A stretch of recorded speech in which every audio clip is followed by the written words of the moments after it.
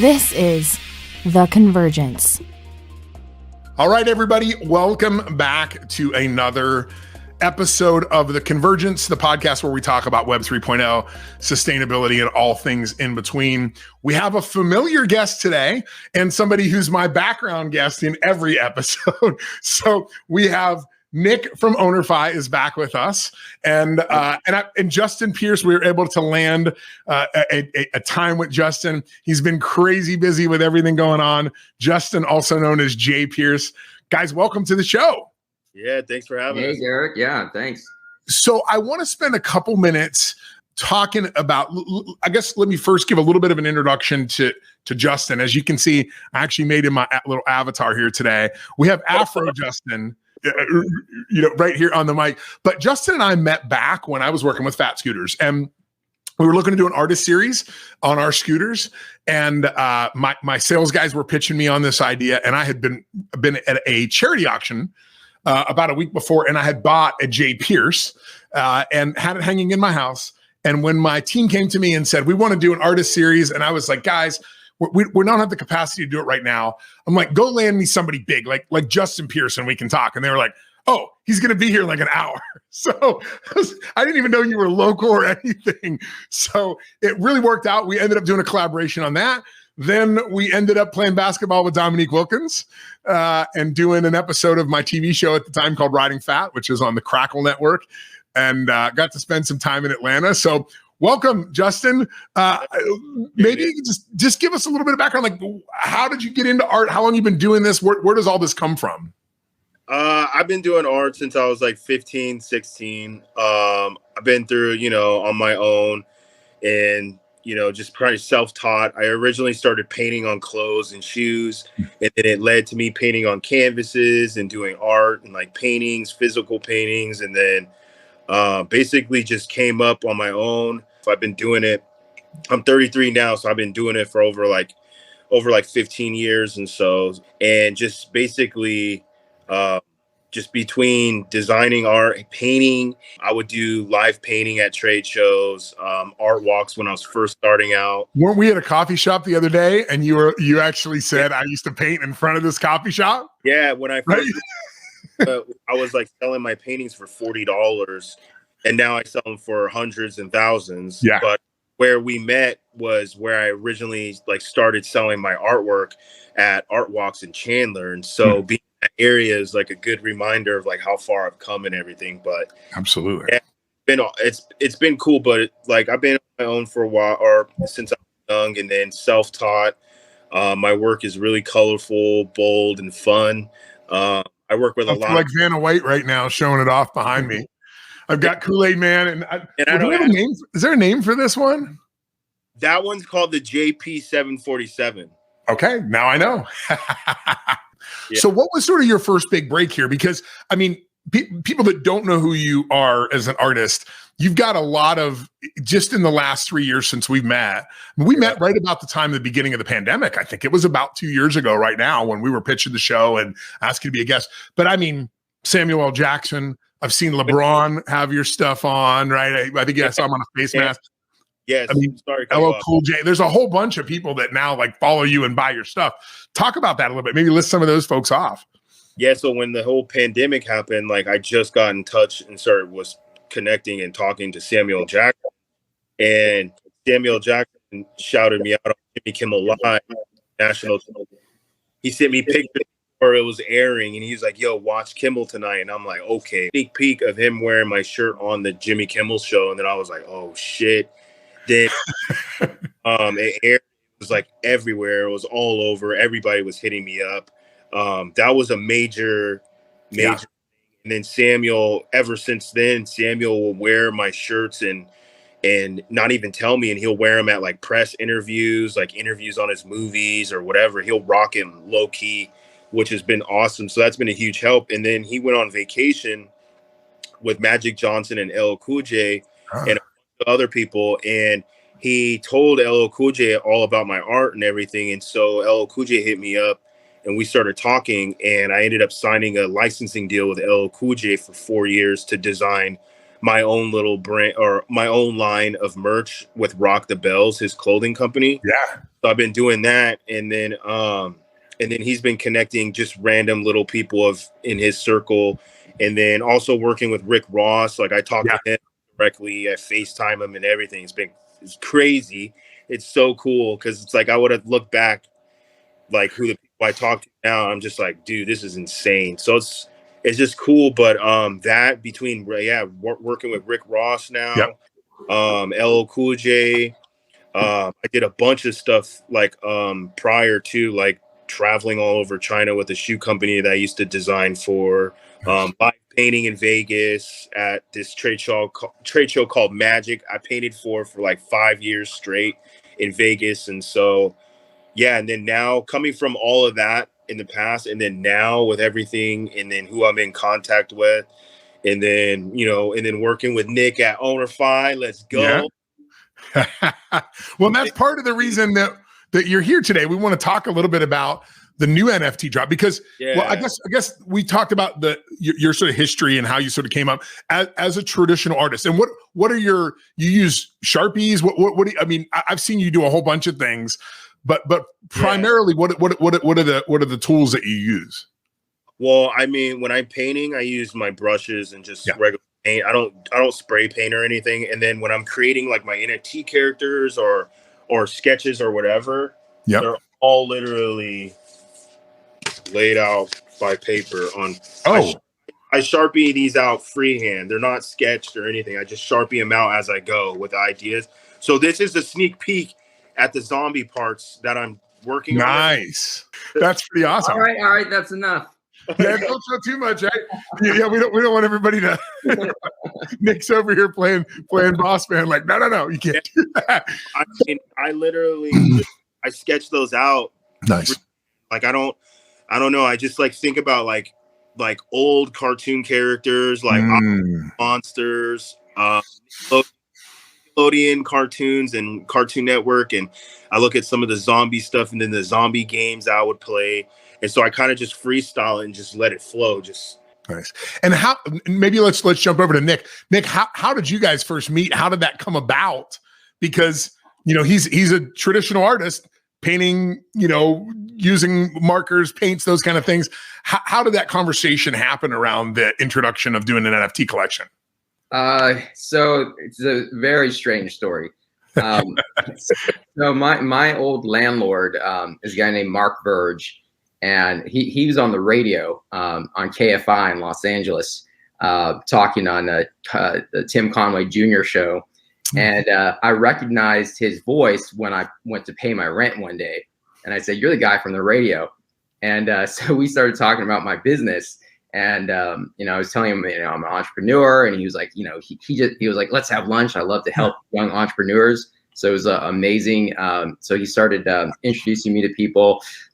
I went over he's got this really cool house on the beach. I think like Marilyn Monroe used to hang out there. Wow. Crazy stories.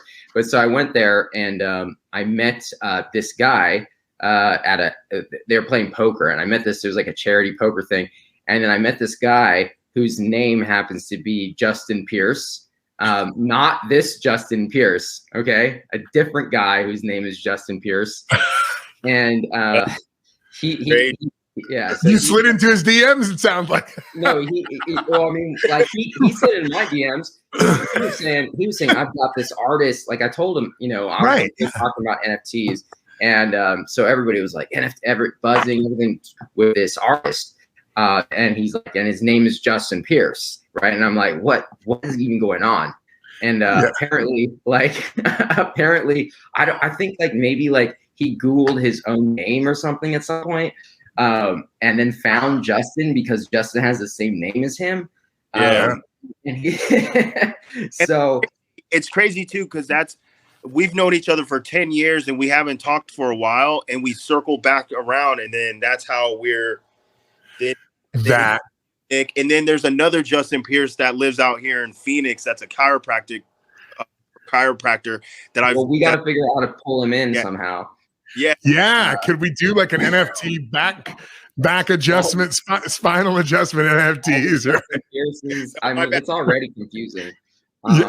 That's amazing.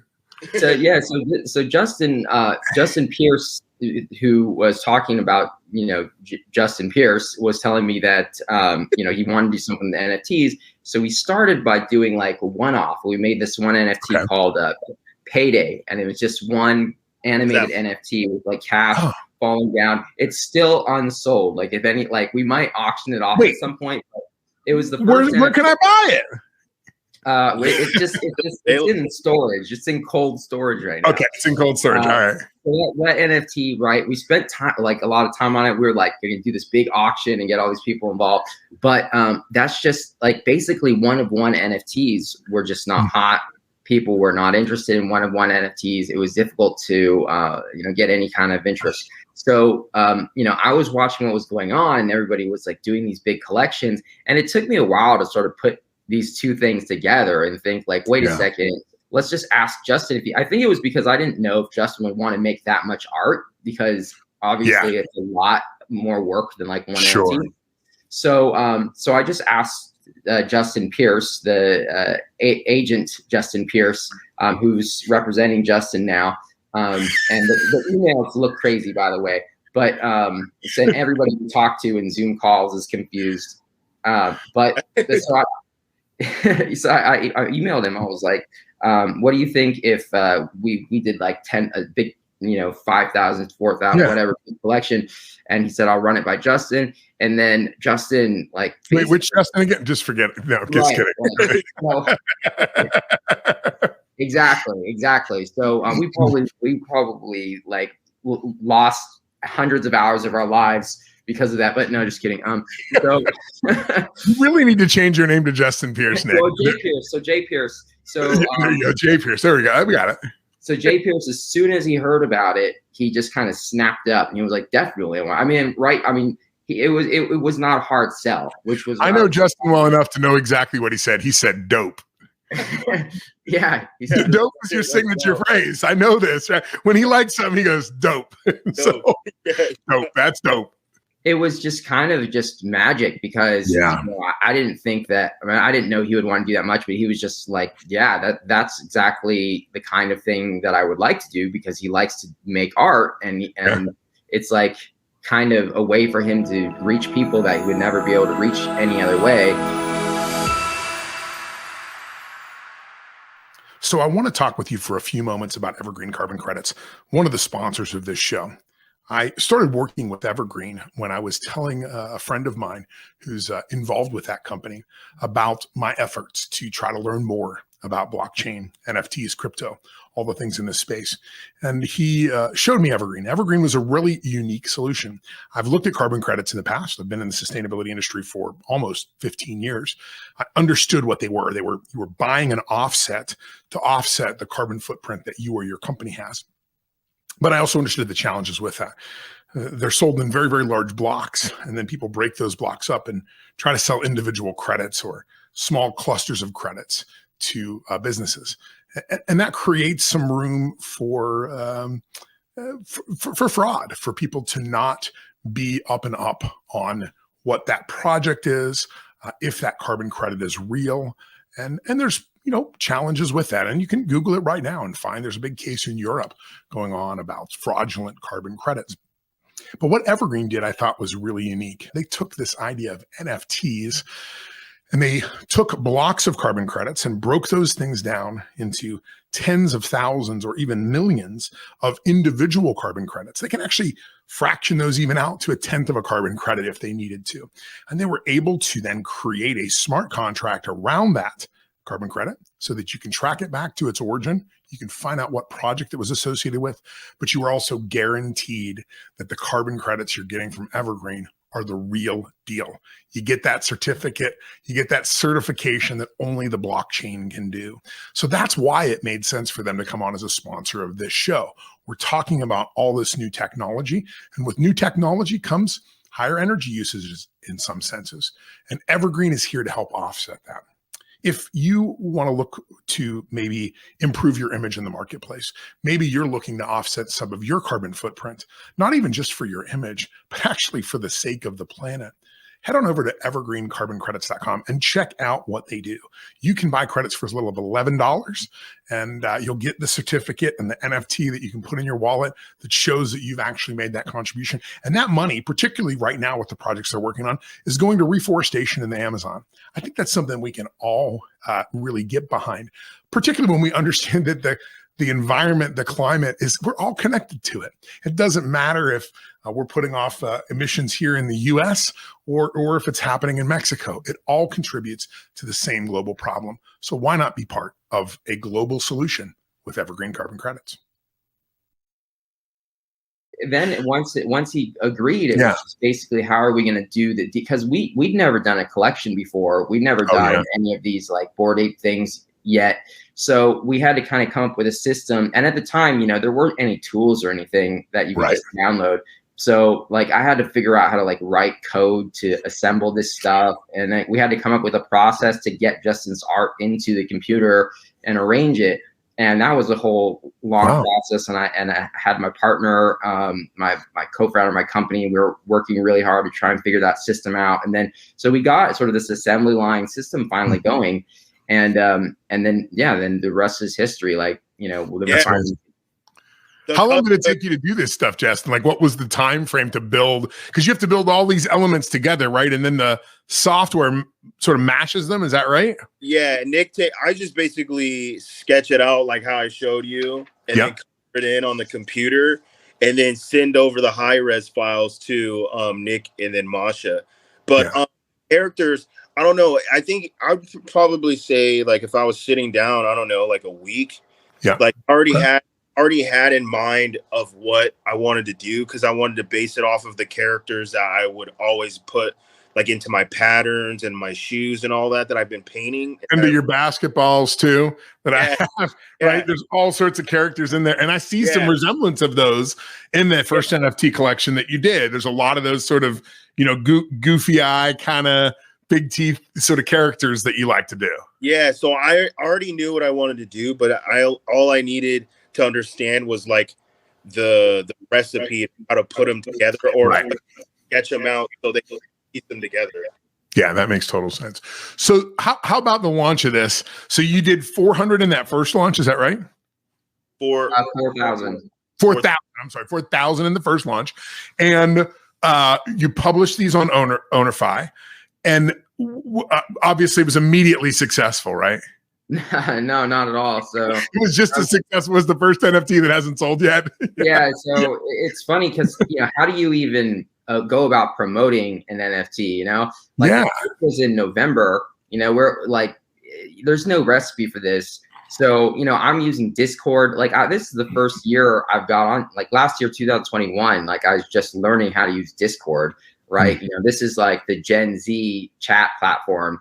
And I'm over here trying to figure out, I got to tell you, we're trying to do a Discord for this show, and you might have to, Nick, I might have to just call you and show me, because I don't understand what it is and how it works. And I tried to set up an account, and they're like, give you information on your server. I'm like, what, server? I don't have a server. What do you mean? So insane. It's so insane. But it has so many features and so many options and settings. It's like you could get a degree in Discord.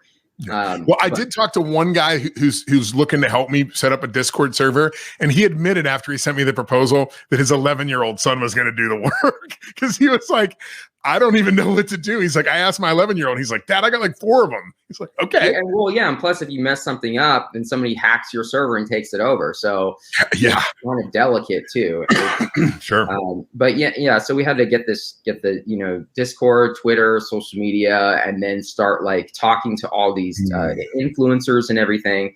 And I have my own email list from all the customers, because I have this NFT app that was really popular for a while. It was called Receipt Chain. Now it's called Ownerfi. We talked about that in the last episode, and how much you love Apple. Yeah. Like don't make an app, folks. So had this email list. Told all of our everyone on our email list, and from everything that we did and promoted for probably like 6 weeks in advance, we still only managed to get 580, I think 580 sales. So, I mean, we were like in kind of a bad spot because like one of my co-founders quit the company at that time. Like we had like a big argument about like how to promote it and everything. And you know, like you know, what are we doing? What are we doing wrong? And we ended up hiring this outside marketing company to help market when it wouldn't sell out. And they still couldn't do anything. Like, so they were talking to influencers and everything. And it was frustrating because we were looking at the other NFT projects out there that were selling out, and they're like 2-bit frogs and tiny. Well, they went on Fiverr and got 10 million. You know?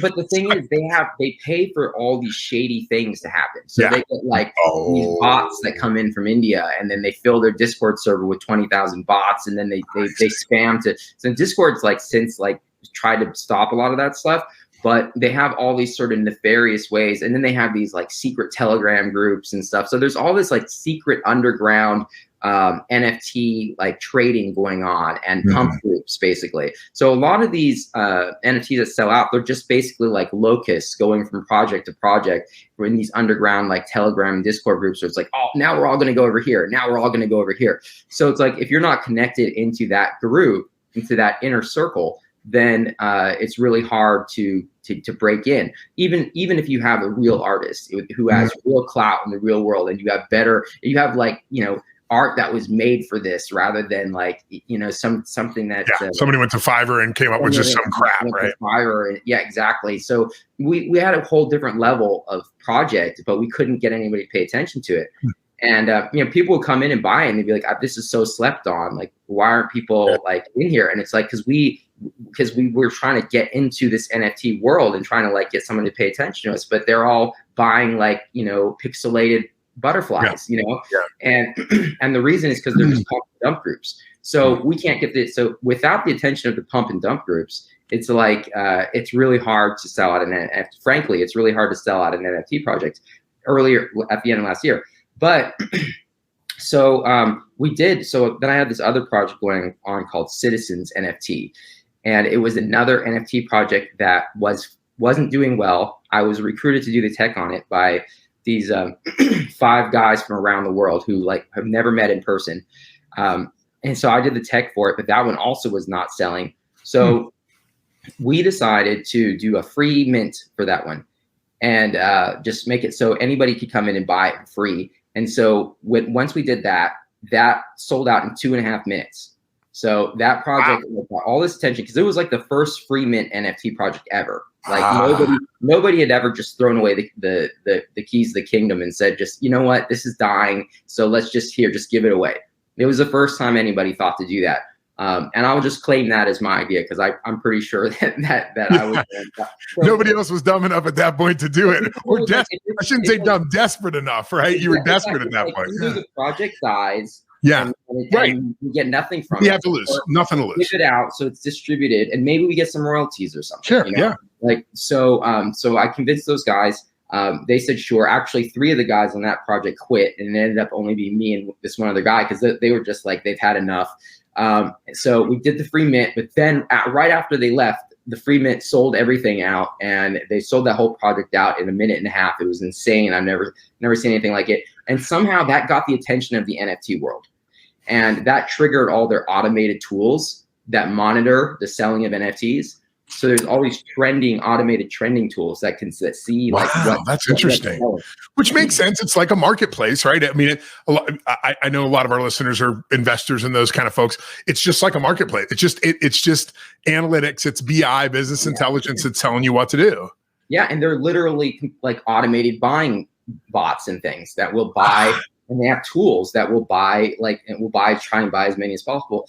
So it's like these quant traders and in the stock market and stuff. They're doing all the same stuff. Sure. So we got the attention of of that group because of that Citizens thing, and so they all flooded into the Citizens Discord, and that's when I was like, okay, let's get you got your shot. Yeah.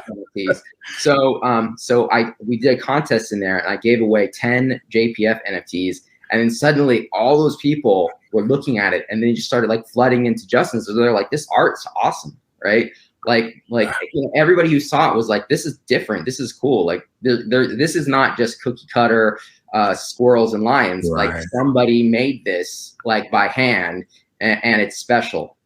Well, hey, everybody, thank you for joining us. And until next time, go out and buy some J. Pierce NFTs. Thanks. Yeah, let's go. Thank you, man. Thank you, man. Appreciate you. Thanks, Derrick. Got it. Thanks for listening to The Convergence. If you want more information about the topics you've heard here today, reach out to us at theconvergencepodcast.com.